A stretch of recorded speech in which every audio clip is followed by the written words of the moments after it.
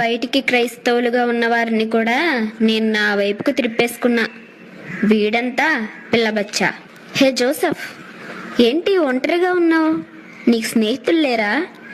ఒంటరిగా ఉండడం బాధగా లేదా? అందరూ పార్టీలు చేసుకుంటున్నారు, తాగుతున్నారు, పిక్నిక్లు, ట్రిప్స్. నీ చుట్టూ చూడు ఒకసారి, ఎక్కడా కూడా 2-3 కలిసి లేకుండా లేరు. నువ్వు చూడు, ఒంటరిగా కూర్చొనున్నావు. ఒక్కడవే ఉంటే లేనిపోని ఆలోచనలు వస్తాయి. సాతాను లేనిపోని ఆలోచనలు పుట్టిస్తాడు.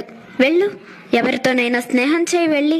నేను బైబిల్ చదువుకుంటున్నప్పుడు ఎందుకు ఇలాంటి ఆలోచనలు వస్తున్నాయి? నా దేవుడు నాతో కూడా ఉన్నాడు. ఆయన అందరికంటే దగ్గరగా ఉన్నాడు. స్నేహితులు మన జీవితాన్ని ఎక్కువగా ప్రభావితం చేస్తారు.